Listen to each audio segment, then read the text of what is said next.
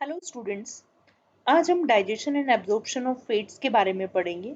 वसा का पाचन और अवशोषण किस प्रकार से होता है या ये इस लेक्चर में हम आज डिस्कस करेंगे। ये बीएससी फाइनल ईयर के पेपर फर्स्ट की यूनिट फर्स्ट का एक टॉपिक है, फैट्स डाइजेशन। फैट का डाइजेशन थोड़ा डिफिकल्ट होता है क्योंकि ये वाटर में इनसॉल्युबल होते हैं। प्रोटीन और कार्बोहाइड्रेट्स तो वाटर में सॉल्युबल होते हैं, इसलिए उनका डाइजेशन इजीली हो जाता है, लेकिन फैट का डाइजेशन वाटर में इनसॉल्युबल होने के कारण डिफिकल्ट होता है। लेकिन फिर भी हमारी बॉडी में ऐसे मैकेनिज्म होते हैं जो फैट को डाइजेस्ट और एब्जॉर्ब करने में हेल्प करता है। और जो फैट का डाइजेशन होता है वो स्मॉल इंटेस्टाइन में ही होता है ज़्यादातर, क्योंकि वहां पर मीडियम एल्केलाइन होता है और एल्केलाइन मीडियम बाइल जूस के सिक्रीशन के कारण होता है। और बाइल वाटर में फैट को डिसॉल्व करने में हेल्प करता है। इसको हम बोलते हैं इमल्सिफिकेशन ऑफ फैट्स, मतलब फैट का पाइसीकरण या वसा का पाइसीकरण। जब फैट इमल्सिफाइड हो जाती है उसके बाद पैंक्रियाज से सिक्रीट होने वाले पैंक्रियाटिक लाइपेज और इंटेस्टाइन से सिक्रीट होने वाला इंटेस्टाइनल लाइपेज इमल्सिफाइड फैट पर काम करता है और फैट का डाइजेशन करता है। Emulsification of fats. Fats normally water में इनसॉल्युबल होते हैं। इनको वाटर में सॉल्युबल बनाया जा सकता है कुछ डिटर्जेंट्स की या कुछ ऑर्गेनिक सॉल्वेंट जैसे पेट्रोल, ईथर, बेंजीन आदि की हेल्प से। ह्यूमन बॉडी में फैट का इमल्सिफिकेशन किस प्रकार से होता है। ह्यूमन बॉडी में बाइल जूस सिक्रीट होता है और ये बाइल जूस फैट को डिसॉल्व करने में हेल्प करता है। बाइल जूस में बाइल सॉल्ट्स प्रेजेंट होते हैं जिनकी डिटर्जेंट लाइक एक्शन होती है और ये सॉल्ट फैट ड्रॉपलेट्स के सरफेस टेंशन को या उसके पृष्ठ तनाव को कम कर देते हैं। और इसके कारण कुछ स्मॉल राउंडेड स्ट्रक्चर बनते हैं जिसे माइसेल बोलते हैं।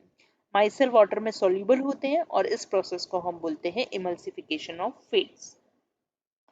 अब digestion and absorption of lipid को हम एक एनिमेशन के थ्रू यहाँ पर समझेंगे कि किस प्रकार से लिपिड्स या फैट्स का डाइजेशन होता है और किस टाइप से फिर वो एब्जॉर्ब होते हैं।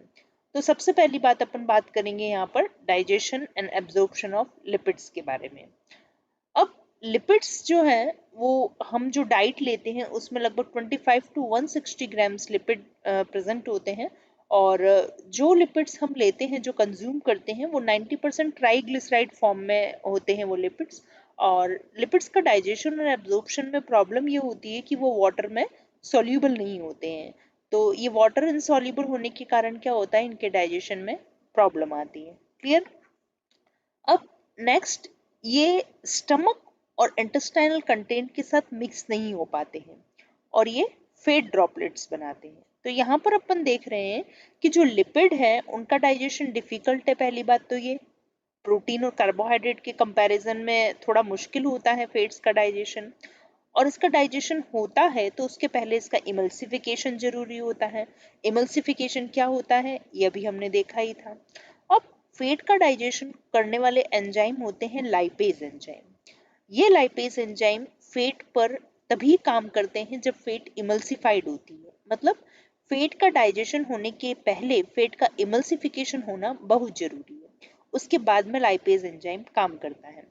लाइपेज जो लिपिड को डाइजेस्ट करते हैं उन एंजाइम को हम लाइपेज कहते हैं। ये 3 टाइप के होते हैं, लिंगुअल लाइपेज, पैंक्रेटिक लाइपेज और गैस्ट्रिक लाइपेज। लिंगुअल लाइपेज जो टंग से सिक्रीट होता है, पैंक्रेटिक लाइपेज जो कि पैंक्रियाज से सिक्रीट होता है और गैस्ट्रिक लाइपेज जो स्टमक से सिक्रीट होता है। अब जो सबसे ज्यादा डाइजेशन होता है, जो पैंक्रेटिक लाइपेज होता है, वो ही फैट का डाइजेशन करने में सबसे ज्यादा रोल प्ले करता है। लिंगुअल लाइपेज और गैस्ट्रिक लाइपेज जो है इनका मतलब नेग्लिजिबल रोल होता है। ये भी फैट का डाइजेशन करते हैं लेकिन बहुत नेग्लिजिबल अमाउंट में फैट का डाइजेशन इनके द्वारा किया जाता है। अब लाइपेज एंजाइम फैट के ड्रॉपलेट्स के एज पर काम करता है। ये देखिए इसके किनारे पर ये लाइपेज एंजाइम काम करता है, लेकिन जब तक ये इमल्सिफाइड नहीं होगा, स्मॉल ड्रॉपलेट्स में ये नहीं बढ़ता है, तब तक लाइपेज इसके ऊपर एक्शन नहीं कर पाता है।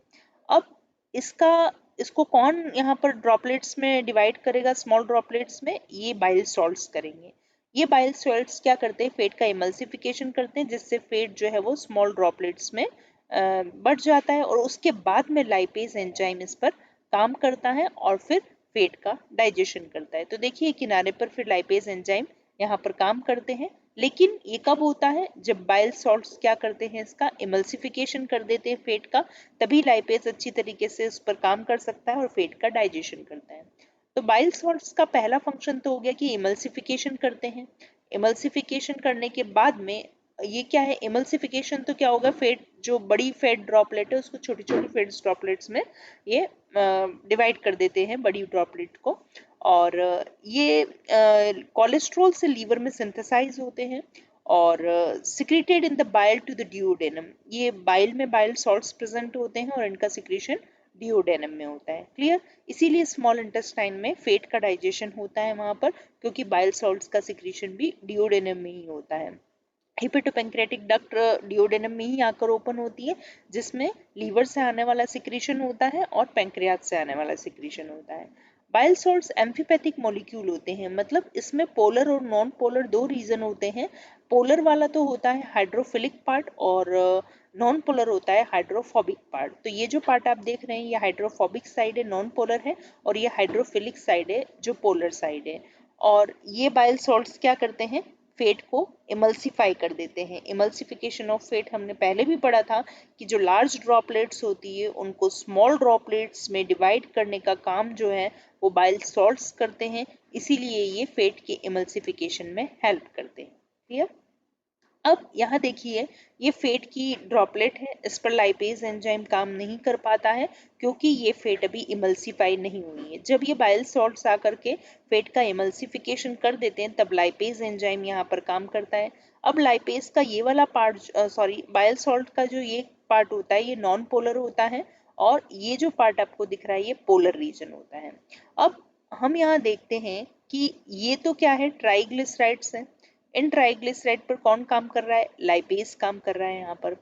तो ये जो पार्ट होता है बाइल सॉल्ट्स का, इसका पोलर पार्ट तो बाहर की तरफ रहता है क्योंकि वो वाटर लविंग होता है, यहाँ बाहर की तरफ पानी है इसलिए ये वाटर लविंग होता है, इस कारण से पोलर पार्ट तो आउटसाइड में है और इनसाइड में कौन सा पार्ट होता है, नॉन पोलर पार्ट होता है। क्लियर? तो ये जो बाइल सॉल्ट्स हैं ये एम्फीपैथिक है क्योंकि इसमें दोनों रीजन है, पोलर और नॉन पोलर रीजन है, मतलब हाइड्रोफिलिक और हाइड्रोफोबिक है। तो ये लार्जर फैट ड्रॉपलेट्स को स्मॉल फैट ड्रॉपलेट्स में डिवाइड करते हैं बाइल सॉल्ट्स, ये इसका पहला फंक्शन होता है। अब ये जो पोलर वाला पार्ट है जो वाटर के पास में है, वाटर लविंग है, ये वाला पार्ट क्या कहलाता है, हाइड्रोफिलिक, और ये पार्ट क्या कहलाता है, हाइड्रोफोबिक कहलाता है। क्लियर? तो इस टाइप से ये बाइल सॉल्ट्स क्या होते हैं, एम्फीपैथिक होते हैं। अब यहाँ पर आप देखोगे कि ये बाइल सॉल्ट्स जब यहाँ पर लगे हुए रहते हैं तो ये क्या करते हैं, किस टाइप से यहाँ पर लाइपेज एंजाइम एक्ट करता है और लाइपेज लिपिड का डाइजेशन किस तरीके से करता है। तो सबसे पहले लाइपेज आता है और लाइपेज आकर के जो ट्राइग्लिसराइड है इन पर एक्ट करता है। अब ट्राइग्लिसराइड पर जब लाइपेज एक्ट करेगा तो इस लिपिड का ये डाइजेशन करेगा। अब यहाँ पर आप देख सकते हैं कि ये जो ट्राइग्लिसराइड है इनसे क्या होगा, फैटी एसिड अलग हो जाएगा और मोनोग्लिसराइड अलग हो जाएगा। यहाँ पर ये क्या है, फ्री फैटी एसिड से। तो यहाँ पर लाइपेज क्या कर देता है, ये इनको अलग कर देता है, फैटी एसिड को अलग कर देता है, और ये जो आपको दिख रहा है इसको बोलते हैं मोनोग्लिसराइड। अब ये फैटी एसिड और मोनोग्लिसराइड जो होते हैं वो फ्रीली डिफ्यूज होते हैं अंदर की तरफ। क्लियर? अब जो डिफ्यूज नहीं हो पाते हैं वो क्या करते हैं, माइसेल का फॉर्मेशन करते हैं। अब यहाँ पर बहुत सारे फैटी एसिड जो होते हैं वो एग्रीगेट हो जाते हैं और यहाँ पर क्या बना देते हैं, माइसेल का फॉर्मेशन करते हैं। और माइसेल क्या होते हैं, वाटर सोल्यूबल होते हैं। अब यहाँ पर आप देखिए कि माइसेल का फॉर्मेशन कैसे हो रहा है, तो कुछ फैटी एसिड एग्रीगेट हो जाते हैं बाइल सॉल्ट्स, कोलेस्ट्रॉल और दूसरे लिपिड सॉल्युबल सब्सटेंसेस के साथ में, ये एग्रीगेट होकर के क्या बना देते हैं, माइसेल्स बना देते हैं। क्लियर?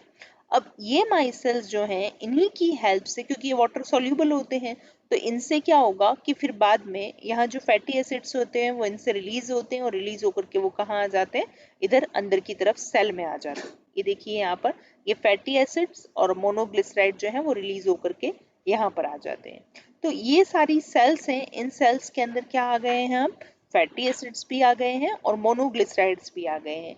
जब फेट का डाइजेशन होता है तो ट्राइग्लिसराइड फेट होती है, जब पहला डाइजेशन होता है तो ट्राइग्लिसराइड से पहले क्या बनते हैं, डाइग्लिसराइड बनते हैं। जब उसका फाइनल डाइजेशन हो जाता है तो क्या बनते हैं, मोनोग्लिसराइड्स बनते हैं। क्लियर?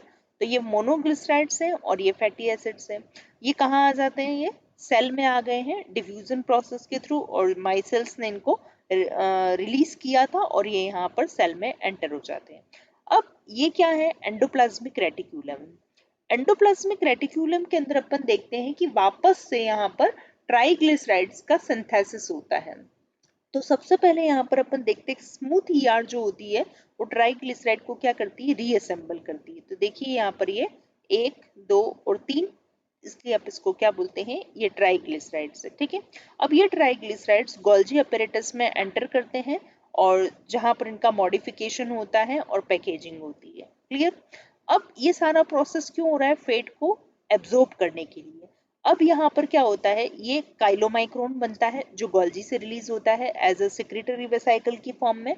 मतलब जो स्त्रावी वेसाइकल जो होती है, सेक्रेटरी वेसाइकल है, उनकी फॉर्म में यहाँ पर क्या बनता है, काइलोमाइक्रोन बनता है। क्लियर। तो सबसे पहले तो माइसेल बने थे एब्जॉर्प्शन के लिए, उसके बाद काइलोमाइक्रोन बने। अब ये काइलोमाइक्रोन का क्या होता है, एक्सोसाइटोसिस होता है। अब आप देखिए ये सेल है, इस सेल के बाहर की तरफ आ रहे हैं तो इसको अपन बोलते हैं एक्सोसाइटोसिस। क्लियर। तो काइलोमाइक्रोन क्या आ जाते हैं, ये बाहर की तरफ आते हैं और बाहर की तरफ आकर के वो ये बड़े होते हैं साइज में, इस कारण से ये ब्लड में डायरेक्टली नहीं जा पाते, इसलिए वो कहाँ पर जाते हैं, पहले लैक्टियल्स में जाते हैं। लैक्टियल ब्लाइंड एंडेड होती है, लिम्फेटिक वेसल्स होती है जो कि स्मॉल इंटेस्टाइन की विलाई में प्रेजेंट होती है, ये लैक्टियल में आ जाते हैं। फिर ये यहाँ से मूव करते हुए फिर ये सर्कुलेशन में चले जाते हैं। क्लियर। तो यहाँ पर हमने क्या देखा, सबसे पहले तो क्या हुआ, फैटी एसिड ग्लिसरॉल ईआर में गए, वहां ट्राइग्लिसराइड का रीअसेंबलिंग हुई और उसके बाद में वो गोल्जी में गए, गोल्जी से फिर क्या हुए, काइलोमाइक्रोन बने, प्रोटीन कोटिंग हो गई और उसके बाद काइलोमाइक्रोन का एक्सोसाइटोसिस हो गया। फिर काइलोमाइक्रोन आकर के कहाँ चले जाते हैं, ये लैक्टियल में जाते हैं, फिर सर्कुलेशन में चले जाते हैं। और जो फेट होती है उसका स्टोरेज कहाँ होता है, एडिपोज टिश्यू में होता है। क्लियर। तो यहाँ पर हमने ये फेट का एब्जॉर्प्शन पढ़ा। अब एंटेरो हेपेटिक सर्कुलेशन क्या होता है कि लीवर है, उस लीवर से क्या होता है, बाइल सॉल्ट सिक्रीट हो रहे हैं। यहाँ पर बाइल सॉल्ट्स कौन से होते हैं, सोडियम टोरोकोलेट और सोडियम ग्लाइकोकोलेट होते हैं। और ये बाइल सॉल्ट्स जो है गॉल ब्लैडर में जब बाइल स्टोर रहता है तब वहां पर बाइल सॉल्ट्स प्रेजेंट होते हैं यहाँ पर। फिर ये कहाँ आते हैं, डिओडेनम में आते हैं जो स्मॉल इंटेस्टाइन का फर्स्ट पार्ट होता है। तो कॉमन बाइल डक्ट के थ्रू ये डिओडेनम में आते हैं। डिओडेनम से फिर वो जेजुनम और इलियम वाला जो पार्ट होता है, मतलब स्मॉल इंटेस्टाइन का जो लास्ट पार्ट होता है, वहां पर आते हैं और फिर इधर से वो कहाँ चले जाते हैं, सर्कुलेशन में जाते हैं कैपिलरीज के थ्रू होते हुए, और हिपेटिक पोर्टल वेन के थ्रू वो वापस कहाँ एंटर कर जाते हैं, वो लीवर में एंटर कर जाते हैं। क्लियर। तो इस टाइप से अपन देख रहे हैं कि जो बाइल सॉल्ट्स हैं वो कहाँ पर जाते हैं, लीवर से निकल रहे हैं और फिर अब यहाँ हम फेट के डाइजेशन की समरी यहाँ देखते हैं हम। सबसे पहले जो फेट्स होती हैं वो फेट्स पर बाइल सॉल्ट्स काम करते हैं और उस फेट का इमल्सिफिकेशन करते हैं। बाइल सॉल्ट्स 8.2 टू 8.5 पीएच पर काम करते हैं और फेट कैसी हो जाती है, इमल्सिफाइड फेट हो जाती है, मतलब पाइसीकृत वसा हो जाती है। फिर इस इमल्सिफाइड फेट पर पैंक्रेटिक और इंटेस्टाइनल लाइपेज काम करते हैं 8.2 टू 8.5 पीएच पर और इसको फैटी एसिड और ग्लिसरॉल में बदल देते हैं। तो यहाँ पर अपन देखते हैं कि सबसे पहले जो अपन फूड लेते हैं वो हमारी बकल कैविटी में जाता है, उस फूड में फेट्स भी प्रेजेंट है। अब ये फेट बकल कैविटी में एंटर करते हैं तो वहां पर जो एबनर्स ग्लैंड होती है जो लिब्नर लिंगुअल लाइपेज का सिक्रीशन करती है, लेकिन इस लिंगुअल लाइपेज से नो सिग्निफिकेंट डाइजेशन, मतलब फेट का डाइजेशन नहीं के बराबर होता है और ये 6.8 पीएच पर काम करता है। फिर इसोफेगस में फूड आता है, फिर वहां से स्टमक में आता है, तो स्टमक में भी यहाँ पर फेट का डाइजेशन नहीं होता है। तो स्टमक के अंदर गैस्ट्रिक लाइपेज सिक्रीट होता है लेकिन वहां भी मतलब नेग्लिजिबल अमाउंट में फेट का डाइजेशन होता है। फिर फूड आता है डिओडेनम में, तो इस फूड में जो फेट प्रेजेंट है, तो यहाँ पर अपन देखते हैं डिओडेनम के अंदर यहाँ एक डक्ट ओपन होती है जिसे बोलते हैं हिपेटोपैंक्रेटिक डक्ट बोलते हैं। तो लीवर से आने वाला जो बाइल होता है वो भी यहीं पर आकर के सिक्रीट होता है। बाइल में बाइल सॉल्ट्स प्रेजेंट होते हैं, बाइल सॉल्ट्स होते हैं सोडियम टोरोकोलेट और सोडियम ग्लाइकोकोलेट। तो फेट जो है उस पर बाइल सॉल्ट्स यहाँ पर काम करते हैं और उस फेट को इमल्सिफाइड कर देते हैं, तो ये इमल्सिफाइड फेट हो जाती है। अब जो फेट का इमल्सिफिकेशन होता है उसके बाद ही फेट को डाइजेस्ट करने वाले एंजाइम उस पर काम कर सकते हैं। तो ये इमल्सिफाइड फेट हो गई। अब पेंक्रियाज से सिक्रीट होता है पेंक्रेटिक लाइपेज, ये 8.5 पीएच पर काम करता है। क्लियर। अब यहाँ पर अपन देखते हैं कि ये पैंक्रेटिक लाइपेज तो सिक्रीट हो रहा है पैंक्रियाज से, मतलब डिओडेनम वाले पार्ट में। फिर जेजुनम और इलियम उस पार्ट में आगे की तरफ क्या होता है, इंटेस्टाइन से इंटेस्टाइनल ग्लैंड होती है इंटेस्टाइन में। अब वो इंटेस्टाइनल ग्लैंड इंटेस्टाइनल लाइपेज का सिक्रीशन करती है, ये भी लिपिड का डाइजेशन करता है, और पैंक्रेटिक लाइपेज भी लिपिड का डाइजेशन करता है।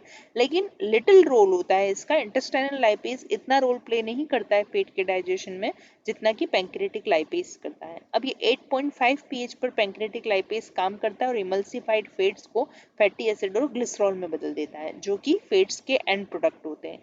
तो ये फैट का फाइनल डाइजेशन हो जाता है क्योंकि ये फैटी एसिड और ग्लिसरॉल में यहाँ पर बदल जाते हैं। Thank you.